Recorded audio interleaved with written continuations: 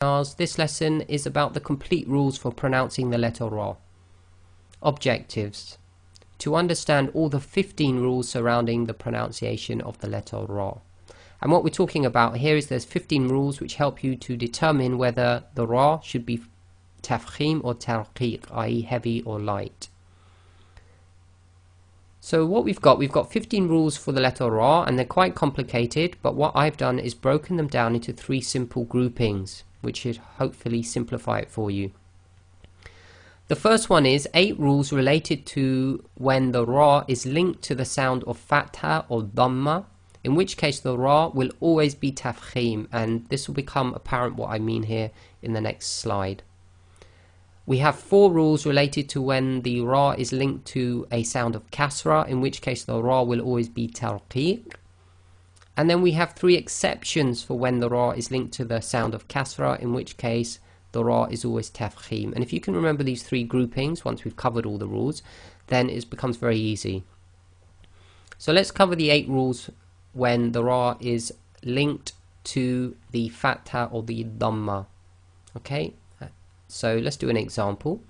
So when the Ra itself carries a Fatha, it will be pronounced as tafkheem, i.e.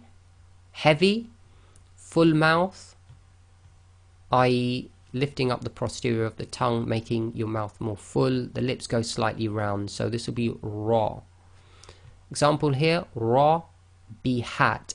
What you can't say is Ra, okay, that because when you say Ra you sort of make a smile, which is more like empty mouth, so you cannot say Ra bihat. This is Ra bihat. When the Ra carries a Dhamma, and it's going to be pronounced just like the first one, the Ra with the Fatha is going to be pronounced. So in this case you've got Ru, it's full mouth again, so you've got Ru sulihi, Ru sulihi. If you have Ra sakin preceded by a letter with Fatha, it goes heavy, so this will be Maur Yama. And remember, the Ma must remain light, don't go Mar, it's Maur. And then so the Ma is light and the Ra is tafkheem, full mouth. So you've got to switch from empty mouth to full mouth very quickly. Maur Yama, Maur Yama. Then if you've got the Ra sakin preceded by a letter with Dhamma, same thing again, it's tafkheem, Mur Salu.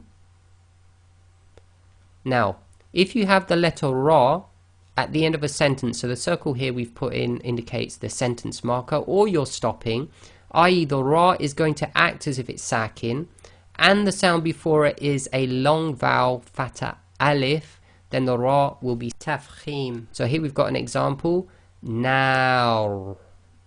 So you've got to make the, remember the na is light, and then you've got to make a heavy sound with the Ra, i.e. you're going from empty mouth to full mouth. So now. Then if you've got the Ra acting as sakin at the end of a sentence or a stop, and the previous sound before it is the long vowel Dhamma Wow, then again it's heavy, so dhukur. If you've got the Ra at the end of a sentence or stop, so it's acting as sakin and it's preceded by a letter which is sakin, and that itself is preceded by a Dhamma sound, then again it's tafkheem. So this is yusr. Okay, and these are very difficult to pronounce, the Ra's at the end of the sentence. You really need to listen to a professional Qari to see it, because sometimes the Ra is almost not audible. So that's yusr. Then we have the Ra behaving as sakin at the end of a sentence or a stop, preceded by a sakin letter, which itself is preceded by a letter with Fatha. So here we've got Fajr, and again the Fa is light, empty mouth, you must maintain that, and then you go into a heavy mouth on the Ra. So that's Fajr. So to simplify that then, whenever the Ra carries a Fatha or Dhamma and it's going to be pronounced, or the last sound before the Ra is Fatha or Dhamma and the Ra is acting as sakin, then the Ra will be tafkheem. It's as simple as that. So you can break it down to the Ra with Fatha or Dhamma being pronounced, tafkheem, heavy, or the ra is going to be sakin, whether it's actually got a sakin or it's behaving a sakin, and the previous sound before it, whether it's immediately before it or slightly more before it, is a fatha or dhamma. It will be tafkheem, i.e. heavy, full mouth.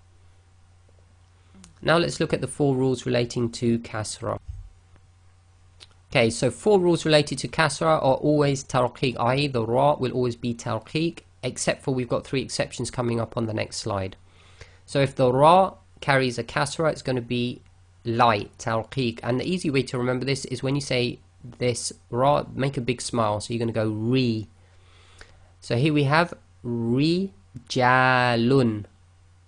If the kasra is sakin and the letter before it carries a kasra, again it's going to be light. So here we have tunzir.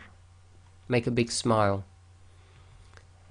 If you have the ra behaving a sakin at the end of a sentence or a stop, and it's preceded by the long vowel kasra ya, it will be light. So this is khabir. And the last one here, we've got a ra behaving as sakin because of the sentence, end of sentence or a stop. It's preceded by a letter with sukun, i.e. sakin, and itself is preceded by a letter with kasra. It will be light. So here we have dhikr. Now that's again difficult to pronounce because you've got to get the ra in there. Again, you've got to listen to the professional qaris to get that exact. So simplified rule for that is whenever the ra carries a kasra and it's going to be pronounced, or the last sound before the ra, when the ra is behaving as sakin or is actually sakin, is a kasra, then it's going to be tarqeeq, i.e. light or empty mouth, said with a nice big smile. So that's 4 rules. Now we'll talk about the 3 exceptions. So they're linked to the sound of kasra. So you've got 3 rules related to kasra, but they're exceptions because in this case the ra is still going to be tafkheem. So the first one is if you've got the letter ra when it's sakin and it's preceded by kasra, okay, but it's followed by one of the tafkheem letters, i.e. sad, dad, ta, dha, ghain, kha or qa. So ra sakin preceded by a kasra sound but followed by one of the tafkheem letters. In that case the ra will still be heavy, tafkheem. So here we have mir sadin. Okay, so you've got to go straight from the mi, which is empty mouth, directly into ra, which is full mouth. So mir sadin. Now this is where it gets a little bit more tricky. Here we're talking about a word beginning with hamzatul wasl and the next letter is the ra sakin, but the sound before this word, so we're presuming the word's beginning with the hamzatul wasl, and the word before it or the sound coming before it is a kasra, then the ra